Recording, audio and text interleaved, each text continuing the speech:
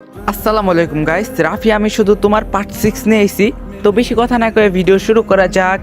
মেঘলা ইতিমধ্যে কাঁপতে শুরু করছে আর রাফি মাথায় হাত দিয়ে চিন্তা করছে কি করা যায়। মেঘলা বলল, কিরে হেল্প কর, চুপচাপ বসে আছিস কেন? রাফি ভেবে চিন্তে বুদ্ধি বের করলো। রাফি বলল, আয়। মেঘলা বলল, কোথায় যাব? রাফি বলল, কোথাও না, পিছন ঘুরে দাঁড়া। মেঘলা বলল, কি করবি? রাফি বলল, জামা খুলতে গেলে তো সাবধানে খুলতে হবে, যা চোখ বন্ধ করে অসম্ভব, কিন্তু যদি কেটে ফেলি তাহলে তো চোখ বন্ধ করেই কাটা যাবে, তাই না? মেঘলা বলল, বুদ্ধিটা ভালো। রাফি চোখ বন্ধ করে একটা কেচি দিয়ে পিছন থেকে মেঘলার টি শার্টটি কেটে ফেললো, কিন্তু তাতেও রাফির হাত রীতিমতো কাঁপছে। মেঘলা রাফির অবস্থা দেখে হাসিতে রীতিমতো গড়াগড়ি খাচ্ছে। রাফি চোখ বন্ধ রেখেই বলল, এতে হাসির কি হলো? মেঘলা বলল, আচ্ছা তুই তো চোখ বন্ধ করে জামাটা খুলে দিলি, কিন্তু পরাবি কি করে? এখন তো দেখতেই হবে, তাই না? রাফি বলল, নির্লজ্জ বেহায়া মেয়ে। রাফি অপমান করার জন্য কথাগুলো বললেও মেঘলা গায়ে লাগায় না, সে এক নাগারে হেসেই চলছে। রাফি বলল, শোন, তোকে আমি চাদর দিয়ে মুড়িয়ে রাখবো, ড্রেস পরাবো না, তবুও তোকে আমি দেখবো না। মেঘলা বলল, আমার তাতে কোনো অসুবিধা নেই। রাতে চাদর এক পাশে থাকবে আর আমি খালি গায়ে তোর বুকে থাকবো। রাফি এবার চোখ খুললো, তারপর বলল, তাই বুঝি?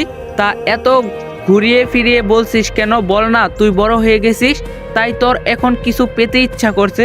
আমার কোনো অসুবিধা নেই, ওই দিন তো অর্ধেক কাজ করেই ফেলছি, চল বাকিটাও করে ফেলি। বলেই রাফি মেঘলার দিকে এগিয়ে যেতে লাগলো। মেঘলা রাফির কথায় ভয় পেয়ে গেল আর নিজের গায়ে চাদর আঁকড়ে ধরে বলল, মেঘলা বলল, আমি তো মজা করছিলাম, এগিয়ে আসছিস কেন? রাফি বলল, ওমা, ভয় পাচ্ছিস কেন? এখন ভয় পেলে তো হবে না, এতক্ষণ আমাকে উস্কিয়ে দিলি, এখন পিছনে যাচ্ছিস কেন? ভয় পাস না, ব্যথা দিব না, তুই যেভাবে চাবি সেভাবেই হবে, একদম তোর মনের মতো। মেঘলা বলল, মানে কি কি সব বলছিস? কাছে আসবি না বলে দিলাম, আমি কিন্তু চেঁচাবো। রাফি বলল, চেঁচাবে কেন? তুমি তো চাইলা, তাই না? আর এখানে চেঁচাইলে শুনবেই বা কে? এমন করতে হয় না বেবি, কাছে আসো। তখন মেঘলা বলল, আমি এসব করতে চাই না, আমি শুধু তোকে একটু জ্বালাতে চেয়েছিলাম, ভুল হয়ে গেছে, মাফ করে দে আমায়, আর করব না। রাফি বলল, ফাউল মেয়ে, মনে থাকবে তো? মেঘলা বলল, থাকবে। রাফি বলল, কখন কি বলছিস কি করছিস নিজেই বুঝতাছিস না, তার সিরা কোথাকার। থাক আর কাঁদতে হবে না, আমি এত খারাপ না। মেঘলা বলল, তাহলে এভাবে ভয় দেখালি কেন? রাফি বলল, ভয় দেখাইনি, আমি জানি কোন রোগের কি ওষুধ দিতে হয়। যাই হোক, তুই থাক, আমি কাউকে ডেকে আনি তোকে জামা পরানোর জন্য। বলেই রাফি চলে গেল। মেঘলা এবার বুঝতে পেল সে কি করছে আর নিজেই লজ্জা পেল। গাইস, ছোট্ট একটা বিজ্ঞাপন দেয়া লই। হে ফ্রেন্ডস, আপনি তো অনেক নাম শুনছেন, অনেক ট্রাস্টেড নাম্বার 1 সাইট। আপনি যদি ক্রিকেট বা ফুটবলে বাজি ধরতে চান, তাহলে আপনি অনুমান করুন কোন দল আপনার যত বেশি রান করতে পারবে এবং কোন দল প্রচুর গোল করবে, তার উপর আপনি বাজি ধরতে পারবেন। তাই অনেক বেটে যান এবং আপনার নিজের জ্ঞান ব্যবহার করে উপার্জন করুন। আপনি যদি ক্রিকেটে ভালো হন, প্রতিদিন অর্থ উপার্জন করুন। আপনার বাম হাতের খেলা ক্যাসিনো থেকে আসা আন্দার বাহার, জুজু, রোলেট এবং ক্রাশ প্ল্যান সেরা খেলা। আপনার বিজয়ী টাকা আপনি বিকাশ নগদ দ্বারা উইথড্র করতে পারবেন ফোন আপে। তাই দেরি না করে আমার প্রোমো কোড ব্যবহার করুন এবং 200% ডিপোজিট বোনাস পান, এবং আপনি পিএসএল বিপিএল এ 20% গ্যারান্টি যুক্ত ক্যাশব্যাক পাবেন। আমার সাবস্ক্রাইবাররা বিকাশ থেকে 26,000 টাকা পর্যন্ত বোনাস পেতে পারে। স্টেশনের সময় আমার প্রোমো কোড লিখতে ভুলবেন না। অ্যাপটির লিংক আমার ফার্স্ট কমেন্ট বক্সে দেওয়া আছে। বেশ কিছুক্ষণ পর রাফি একটা মেয়েকে নিয়ে ফিরে এলো, কিন্তু তাতে আরেকটা বিপদ ঘটে গেল। মেয়েটা মোটামুটি রাফির সমবয়সী, তাই মেয়েটাকে দেখে মেঘলার মেজাজ খারাপ হয়ে গেল। মেয়েটা ঘরে ঢুকতেই মেঘলা এগিয়ে গিয়ে বলল, এই মেয়ে, তোমার লজ্জা করে না? একটা ছেলের সাথে ঢং করতে করতে তোমাদের মতো মেয়ের জন্যই মেয়েদের দুর্নাম হয়। আমার সুখ সহ্য হচ্ছে না, তাই আমার বরকে কেড়ে নিতে এসেছো, তাই না? মেয়ে তো অবাক, সাথে রাফিও। রাফি বলল, কি বলছিস এসব? আপু আপনি কিছু মনে করবেন না, আসলে ও এমনই। মেঘলা বলল, তুই আমাকে ধমক দিলি, তাও এই মেয়েটার জন্য? কতদিন ধরে চলছে এসব? এই জন্যই আমাকে এত ইগনোর করিস? আমার চেয়ে ভালো দেখতে, তাই না? ঠিক আছে, মনে রাখিস, আমিও একদিন সুন্দরী হব, তখন তোকে ইগনোর করব। থাক তুই তোর সুন্দরীকে নিয়ে, আমি চলে যাচ্ছি। রাফি বলল, জীবনে বহু পাগল দেখছি, কিন্তু তোর মতো এক পিছু দেখি নাই।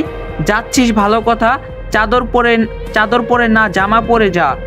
আর ইনি আমার প্রেমিকা নয়, তোকে জামা পরিয়ে দিতে এসেছিলেন। মেঘলা বলল, মিথ্যা সান্ত্বনা দিবি না? জামা পরানোর জন্য কোনো মহিলাকে নিয়ে আসতি, মেয়ে আনলি কেন তুই?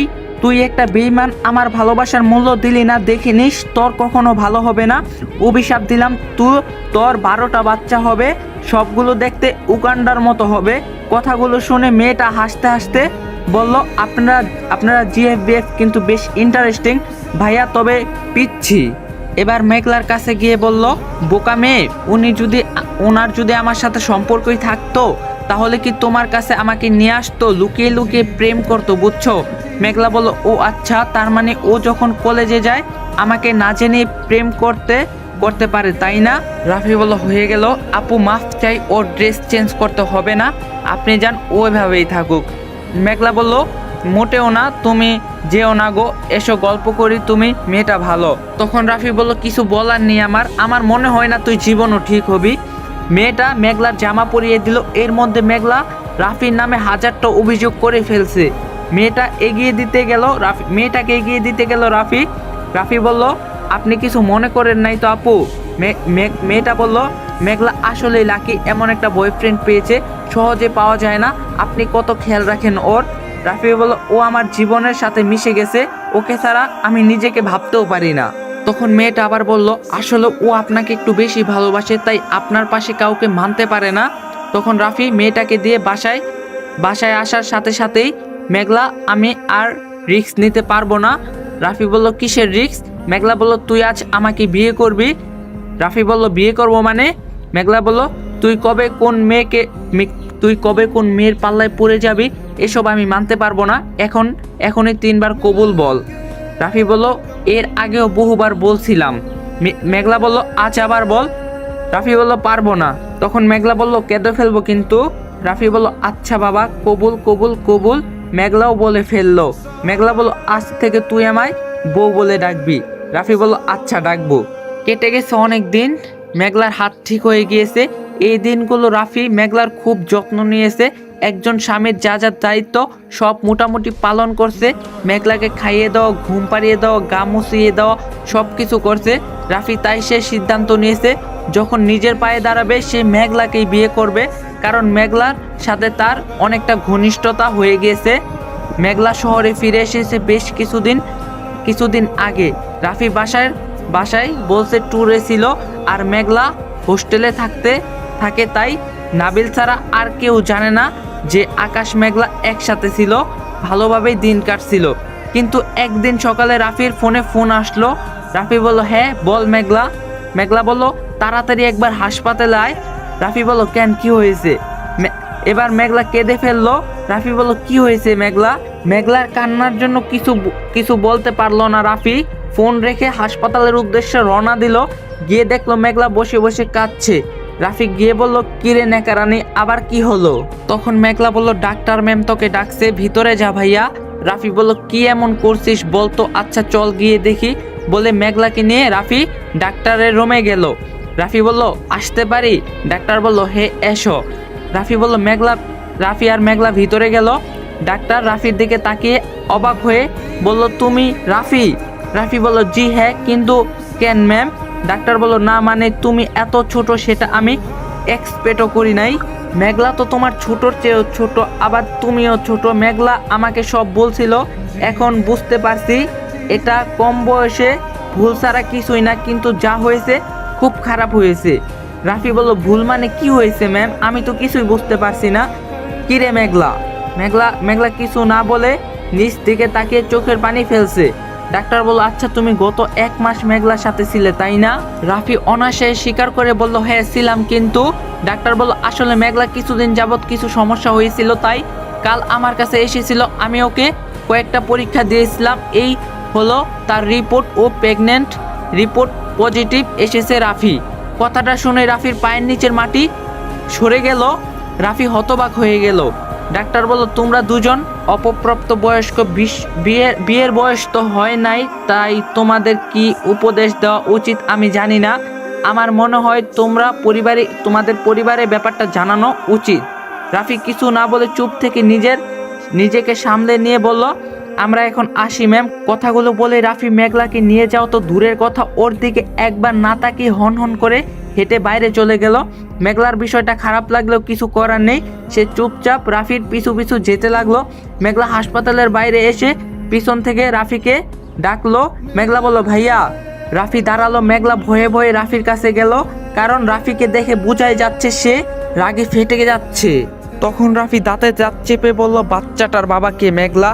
মেঘলা অবাক হয়ে বলল, কি বলছিস? কে মানে? রাফি বলল, পেটে বাচ্চা তো এমনি এমনি আসে নাই, তাই না?